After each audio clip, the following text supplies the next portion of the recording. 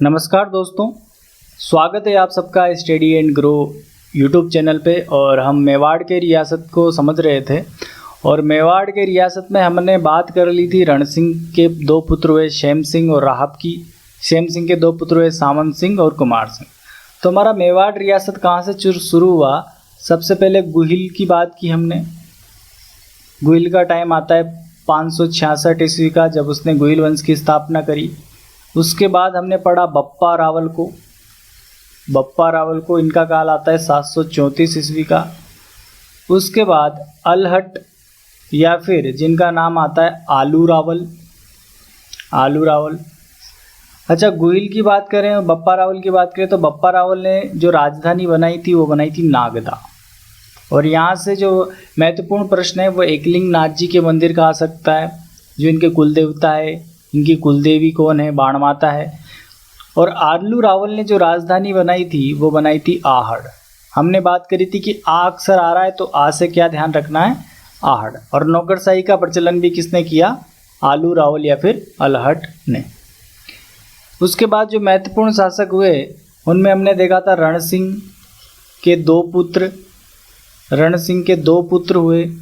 उन दोनों पुत्रों में एक तो सेम सिंह या छेम सिंह और दूसरा राहब। राहब कहाँ चला गया था? सिसोदिया गांव। और सिसोदिया गांव जाके ये क्या कहलाए? सिसोदा गांव जाके ये कहलाए सिसोदिया।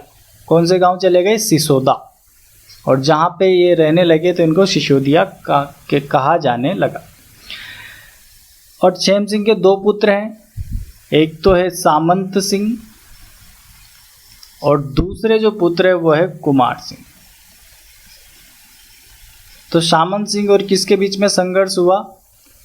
कीर्तिपाल चौहान के बीच। कीर्तिपाल चौहान नाडोल के शासक हुए, उनके बीच में युद्ध हुआ और कीर्तिपाल चौहान को कुमार सिंह ने खदेड़ दिया और यहाँ से चले गए ये जालोर। और जालोर में चौहान वंश की स्थापना करी। तो इस तरह से यहाँ तक अपने ये पिक्चर क्लियर करी थी मेवाड़ रियासत के बारे में। अब आगे हम महत्वपूर्ण शासक जो इसके पढ़ने वाले हैं वो आज के शासक हैं जैत्र सिंह के बारे में। तो जैत्र सिंह,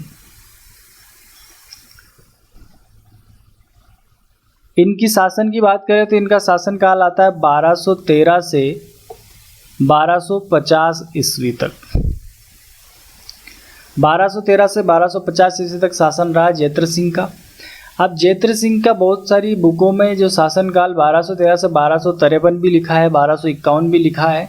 तो हम 1250 यहाँ पे लेके चल रहे हैं। और इनके जो काल की बात करें तो इनका जो काल है मध्यकालीन मेवाड़ का काल, ये सबसे महत्वपूर्ण है। ये सबसे महत्वपूर्ण इसलिए है क्योंकि ये प्रतापी शासक हुए जिनकी हम बात कर रहे हैं जैत्र सिंह की। तो इनके काल को मध्यकालीन मेवाड़ का स्वर्ण युग कहा जाता है। तो मध्यकालीन मेवाड़ का स्वर्ण युग किसके काल को कहा जाता है? जैत्र सिंह के काल को। इनकी एक उपाधि की भी बात करेंगे, जो उपाधि इनको डॉक्टर गौरीशंकर हीराचंद ओझा ने दी। तो डॉक्टर ओझा ने इनको एक उपाधि दी, उस उपाधि का नाम आता है रण रसिक। रण रसिक। रण रसिक का मतलब क्या हुआ? जो युद्ध, रण का मतलब होता है युद्ध, तो जो युद्ध से प्रेम करता है उसको बोलते हैं रण रसिक। तो रण रसिक, इनके दो सेनापति भी महत्वपूर्ण हैं। जैसे दो सेनापति किसके हुए थे? रतन सिंह के गोरा बादल हुए थे। जो सेनापति की बात आती है जैसे परमर्दी देव चंदेल के दो सेनापति हुए आला उदल। तो कुछ सेनापति बहुत महत्वपूर्ण होते हैं इतिहास में, और जो जोड़ों में हैं उनसे ज़्यादा प्रश्न आते हैं। तो इनके भी दो सेनापति थे, एक का नाम आता है बालक और दूसरा सेनापति का नाम है मदन। कौन है ये दोनों इनके सेनापति? तो बालक और मदन किसके सेनापति है? जैत्र सिंह के। ठीक है। उसी तरह गोरा और बादल किसके सेनापति थे? रतन सिंह के, जिनके इतिहास की बात भी अपन करेंगे आगे। वो भी एक मेवाड़ के महत्वपूर्ण शासक हुए। तो हम मध्यकालीन मेवाड़ के शासक जैत्र सिंह की बात कर रहे हैं। अब अगर दिल्ली सल्तनत को हम इसके समकालीन देखें, दिल्ली सल्तनत, तो दिल्ली सल्तनत की बात की जाए तो दिल्ली सल्तनत में जो सबसे पहला वंश हुआ वो है गुलाम वंश। गुलाम वंश। दूसरा जो वंश की बात करें तो वो है खिलजी वंश। तीसरा है तुगलक वंश और अगला है सैयद वंश और अंतिम है लोधी वंश। तो गुलाम वंश का शासन रहा 1206 से 1290 ईस्वी तक। 1290 से 1320 ईस्वी तक खिलजियों ने यहाँ पे शासन किया। 1320 से 1414 और 1414 से 1451 आता है सैयद वंश का शासन और 1451 से बात की जाएगी तो 1526 और अंतिम शासक कौन हुए लोधी वंश के? इब्राहिम लोधी, जो 1526 में युद्ध के मैदान में ही मारा गया। कब की बात आती है? 21 अप्रैल 1526 जब बाबर का आगमन हुआ और लोधी साम्राज्य खत्म हुआ और यहाँ से अगला शासक कौन बने? मुगल बने। तो इसको याद रखने का तरीका क्या है? ये ग है तो इसको जी, खिलजी का के, टी, लोधी का एल और ए, सैयद का एस और लोधी एल। तो इसको याद रखने का तरीका या तो इसको ऐसे रखो GKTSL या फिर इसकी कुछ ट्रिक बना लो, जैसे जीके क्या होती है? General knowledge. तो GK टी से लिख लो तो, एस का मतलब सरल और एल का मतलब लगती। तो जीके तो सरल लगती है। तो जीके तो सरल लगती है, वहाँ से ये पूरा शासन व्यवस्था हमारे सामने आ जाएगी। जीके मतलब गुलाम वंश, के से खिलजी वंश, जीके तो मतलब तुगलक वंश, सरल मतलब एस और एस से सैयद वंश और एल का मतलब लोधी वंश। तो जीके तो सरल लगती है, इससे इस पैटर्न को ध्यान रख सकते हैं। तो जेत्र सिंह के समकालीन शासक की हम बात करेंगे तो 1250 ईस्वी की बात हम कर रहे हैं। तो यहाँ पर कौन सा वंश आएगा? गुलाम वंश। और गुलाम वंश में जो पहला शासक था वो कुतुबुद्दीन ऐबक था और कुतुबुद्दीन ऐबक ने 1206 से 1210 ईस्वी तक शासन किया। और 1210 से किसका शासन होता है? इल्तुतमिश का शासन होता है, इल्तुतमिश। तो हम ये चीज़ इसलिए पढ़ रहे हैं ताकि हमें पता चले कि जेत्र सिंह का समकालीन शासक कौन है। तो वो आता है इल्तुतमिश। इसने 1210 से 1236 ईस्वी तक क्या किया? शासन किया। कहाँ पर? गुलाम वंश में। ठीक है, तो गुलाम वंश में हमने देखा कि इल्तुतमिश किसके समकालीन आ गए? जेत्र सिंह के समकालीन आ गए। तो जेत्र सिंह और इल्तुतमिश का यहाँ पर एक युद्ध होगा, तो उसकी हम बात करने वाले हैं। तो हमने देखा जेत्र सिंह के काल को मध्यकालीन मेवाड़ का स्वर्ण युग कहा जाता है। डॉक्टर ओझा ने इनको रणरसिक कहा है। ठीक है, और इनकी जो राजधानी है अभी, राजधानी वो क्या है? नागदा। अभी इनकी राजधानी क्या है? नागदा। तो एक महत्वपूर्ण युद्ध की बात करेंगे जो इल्तुतमिश और जेत्र सिंह के बीच में लड़ा गया। इसको बोलते हैं भूतेला का युद्ध। जो राजधानी है नागदा, उसके पास एक जगह है भूतेला, जहाँ पे एक युद्ध लड़ा गया 1227 ईस्वी में।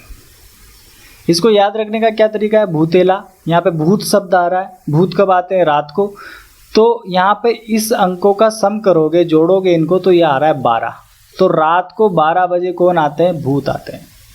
तो 1207, 8, 9, 10, 11 और 12, 1 + 2 + 2 + 7 कितने हो गए?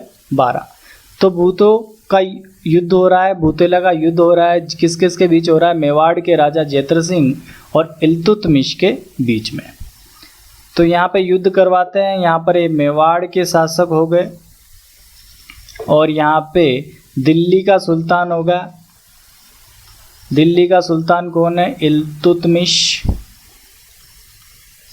और मेवाड़ के शासक यहाँ पर कौन है? जेत्र सिंह। बात कब की है? 1227 ईस्वी की। और युद्ध का नाम है भूतेला का युद्ध। इल्तुतमिश ने आक्रमण किया किसके ऊपर? मेवाड़ के शासक के ऊपर। तो ये आक्रमण करवा दिया हमने, मेवाड़ के शासक के ऊपर आक्रमण हो गया। और इस युद्ध में जो हार हुई वो इल्तुतमिश की हुई और विजय किसकी हुई? जेत्र सिंह की हुई। तो इस युद्ध की जानकारी की बात करें तो इस युद्ध की जानकारी जो हमें कहाँ से मिलती है?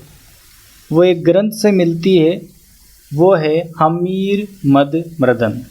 तो जानकारी के स्रोत, तो इस युद्ध की जानकारी कहाँ से मिली? हमीर मद मृदन। किसके ऊपर लिखा हमीर मद मृदन?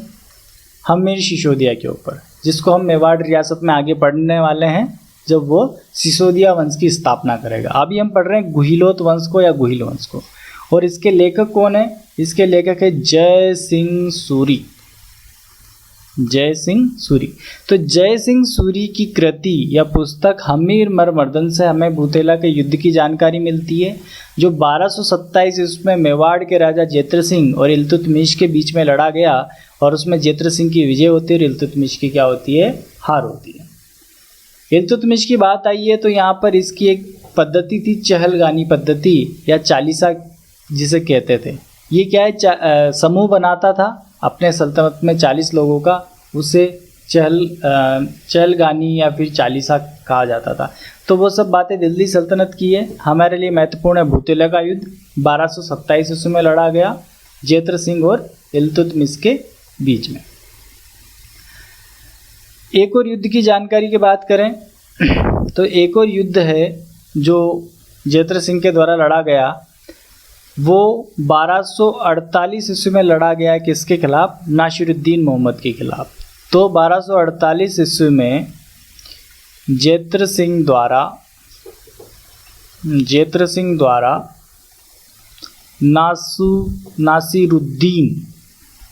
नासिरुद्दीन मोहम्मद को भी पराजित किया।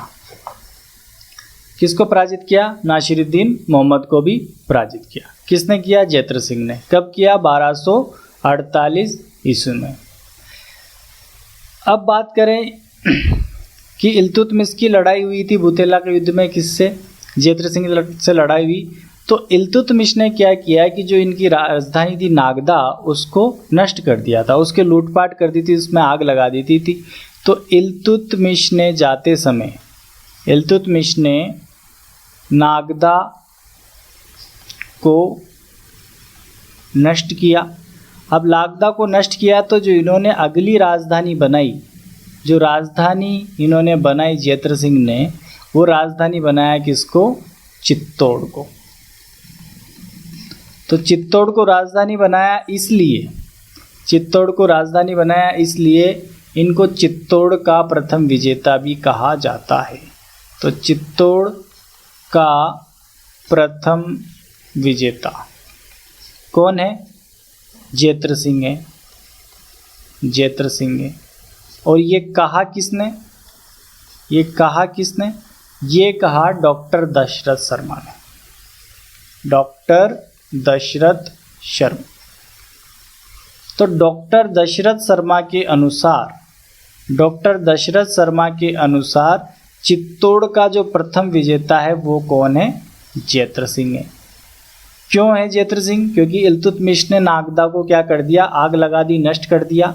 ठीक है, तो इन्होंने नागदा को राजधानी बना रखा था, तो उसके बाद जब नागदा नष्ट हो गया तो अगली राजधानी इन्होंने बनाई चित्तौड़ को, और चित्तौड़ को राजधानी बनाया तो इसलिए इसको डॉक्टर दशरथ शर्मा ने क्या कहा? चित्तौड़ का प्रथम विजेता। ठीक है, इनके सेनापतियों की हमने बात करी थी, बालक और मदन की। इनको रणरसिक कहा जाता है। मध्यकालीन मेवाड़ का स्वर्ण युग है जेत्र सिंह के समय का। तो ये जेत्र सिंह के बारे में जानकारी थी। आगे बात करें महत्वपूर्ण शासकों में तो वो आते हैं तेज सिंह। नाम से समझ में आ रहा है कि बहुत तेज शासक थे। तो कुछ महत्वपूर्ण चीज़ करेंगे। तो इनके काल में एक बहुत ही महत्वपूर्ण चीज़ हुई जो मैं यहाँ बना रहा हूँ। इसको आप देख के बताओ कि ये क्या चीज़ है। ये मैंने बना दी एक तस्वीर। इस तस्वीर पे मैं बना रहा हूँ पहाड़। ये पहाड़ हो गए, ये सूरज हो गया, और सूरज के साथ ये हो गई नदी, और यहाँ पे हो गई ये कुटिया। इस तरह की सीनरी हम स्कूल में बनाते थे। तो ये क्या है? चित्र है। और चित्र से हमें क्या पता चलता है? चित्रकला का पता चलता है। तो मेवाड़ में चित्रकला की शुरुआत मानी जाती है तेज सिंह के काल को। तो ये बहुत महत्वपूर्ण बात यहाँ पे तेज सिंह के काल में की कि मेवाड़ में चित्रकला की शुरुआत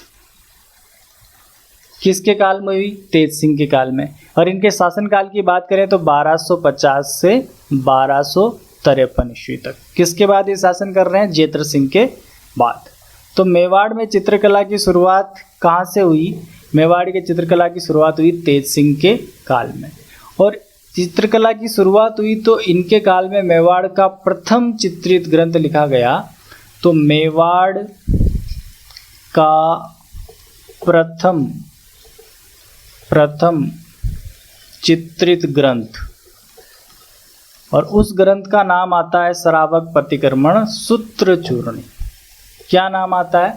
श्रावक प्रतिक्रमण सूत्र चूर्णी। श्रावक प्रतिक्रमण सूत्र चूर्णी। और इसको किस पे लिखा गया? इसको लिखा गया ताड़ के पत्तों पर। किस पे लिखा गया इसको? ताड़ के पत्तों पर लिखा गया। ताड़ के पत्तों पर श्रावक प्रतिक्रमण सूत्र चूर्णी को लिखा गया कब? 1260 ईस्वी में। और इसके लेखक की बात करें तो इसके जो लेखक हैं, किसने लिखा ये ग्रंथ? किसने लिखा ये ग्रंथ? वो है कमल चंद। कमल चंद के द्वारा पहला चित्रित ग्रंथ मेवाड़ का लिखा गया, जिसका नाम है श्रावक प्रतिक्रमण सूत्र चूर्णी। याद रखने का तरीका ये क्या है? कमल ने किसका प्रयोग किया? पत्तों का। किसके पत्तों का? ताड़ के पत्तों का। और क्या बना दिया? एक चित्रित ग्रंथ बना दिया। और चित्रित ग्रंथ बना दिया कौन सा? श्रावक प्रतिक्रमण सूत्र चूर्णी। कब बनाया? 1260 ईस्वी में। 1260 ईस्वी में किसका काल है? तेज सिंह का काल। तो ये महत्वपूर्ण बिंदु था किनके? तेज सिंह के काल का। और बात करें तेज सिंह के काल की तो इन्होंने चाचिक देव की पुत्री रूपा देवी से विवाह किया। तो चाचिक देव की पुत्री का नाम क्या आता है? रूपा देवी। रूपा देवी से क्या किया? हवन किया। हवन में फेरे होते हैं क्या? बिल्कुल होते हैं। तो मैंने ये बना दिया हवन कुंड। तो ये क्या हो रहा है? विवाह। पुत्री रूपा देवी से किसने विवाह किया? कौन विवाह करेगा इनसे? तेज सिंह। तो तेज सिंह ने विवाह किया रूपा देवी से, और रूपा देवी से विवाह किया जो कि पुत्री है चाचिक देव की। तो तेज सिंह मेवाड़ चित्रकला की शुरुआत प्रथम चित्रित ग्रंथ ताड़ के पत्तों पर कमलचंद द्वारा कब? 1260 ईस्वी में। और चाचिक देव की पुत्री रूपा देवी से विवाह किया किसने? तेज सिंह ने। तो ये बात हम कर रहे हैं मेवाड़ की। और मेवाड़ में तेज सिंह का शासनकाल 1250 से 1253 ईस्वी में। आगे बढ़ते हैं। आगे और शासकों की बात करेंगे तो अगले जो शासक आते हैं वो आते हैं समर सिंह। अगले शासक आते हैं समर सिंह। तो ये बना दिए मैंने समर सिंह शासक, जिनके शासनकाल की बात करी जाएगी तो 1273 ईस्वी से 1301 ईस्वी तक शासन किया समर सिंह ने। तो ये है मेवाड़ में शासक समर सिंह। किसके बाद बने हैं? तेज सिंह के बाद बने हैं। और तेज सिंह के बाद शासक बने हैं तो इनके दो पुत्रों की हम बात करेंगे। जो पहला पुत्र है उसका नाम है कुंभकर्ण। कुंभकर्ण रावण का भाई था क्या? बिल्कुल था। और विदेशी था क्या रावण? बिल्कुल विदेशी था, श्रीलंका था। तो कुंभकर्ण भी विदेश जाएगा। हाँ, कहाँ जाएगा? नेपाल जाएगा। तो नेपाल जाकर गुहिल वंश की नींव रखी। किसने रखी? कुंभकर्ण ने। कुंभकर्ण किसका भाई था? रावण का। यहाँ पर पुत्र किसका है? समर सिंह का। तो समर सिंह के दो पुत्र हुए, एक तो कुंभकर्ण और दूसरा हुआ रतन सिंह। कौन है? रतन सिंह। पद्मावत पिक्चर देखिए, रतन सिंह को ध्यान आ रहा होगा आपको। तो रतन सिंह किसके पुत्र है? समर सिंह के। समर सिंह के पुत्र कौन है? रतन सिंह और कुंभकर्ण। तो एक पुत्र तो कहाँ चला गया? एक पुत्र जो चला गया नेपाल, और दूसरा पुत्र है रतन सिंह, जो कि शासन करेगा मेवाड़ पर आगे। अभी हम बात कर रहे हैं समर सिंह की। अगर भारत के नक्शे की बात की जाए तो ये भारत का नक्शा मैंने बना दिया इस तरह से। यहाँ पे राजस्थान वाला क्षेत्र, ये गुजरात और ये नीचे वाला हिस्सा। और गुजरात वाला जो क्षेत्र है वो यहाँ पर है, और ये राजस्थान वाला क्षेत्र, और यहाँ पर पड़ता है दिल्ली। और दिल्ली में सुल्तान जब 1273 से 1321 की बात आएगी तो यहाँ पे जो सुल्तान है वो है AK, बोले तो अलाउद्दीन खिलजी। अलाउद्दीन खिलजी 1296 ईस्वी में 1296 में यहाँ पे शासन बना था, 1296 ईस्वी में। तो जब इसकी सेना गुजरात पे जा रही थी तो उसको राजस्थान होके जाना पड़ेगा, और राजस्थान में वो गई मेवाड़ हो गई। यहाँ पे मेवाड़ क्षेत्र पड़ता है, तो मेवाड़ होके गई। मेवाड़ में जो शासन है वो है समर सिंह के हाथों में, और समर सिंह के एक मंत्री का नाम आता है, मंत्री साहब है इसके, वो है निम्बा। तो निम्बा को पता चला कि भाई अलाउद्दीन खिलजी दिल्ली सुल्तान की सेना यहाँ से जा रही है, कहाँ पे, गुजरात जा रही है। और तो वो आता है राजा के पास, और राजा से कहा समर सिंह जी भाई ऐसी ऐसी बात है। तो समर सिंह ने क्या कहा कि भाई इनसे टैक्स वसूलो। तो समर सिंह का जो मंत्री था निम्बा, उसके द्वारा ये जाती हुई सेना से टैक्स लिया गया, कर वसूल किया गया, कर वसूला। तो ये भी एक महत्वपूर्ण बात आती है कि अलाउद्दीन की सेना से कर किसने वसूला था, तो समर सिंह ने। उसका मंत्री कौन था, निम्बा था। तो हमने समर सिंह की बात करी। उसके बाद जो अगले शासक आएंगे वो आएंगे रतन सिंह, जिनका शासनकाल रहा 1301 ईस्वी से 1303 ईस्वी तक, जिनके काल में मेवाड़ का प्रथम शाखा होगा, उसकी भी हम बात करेंगे। तो आज की वीडियो में इतना ही रहने देते हैं, समर सिंह तक। समर सिंह का पुत्र कुंभकर्ण और रतन सिंह। अगले वीडियो में हम रतन सिंह की बात करेंगे कि रतन सिंह और रानी पद्मिनी का विवाह, उसके बाद अलाउद्दीन खिलजी ने किस तरह से आक्रमण किया। तो धन्यवाद साथियों। अगले वीडियो में हम देखते हैं रतन सिंह को।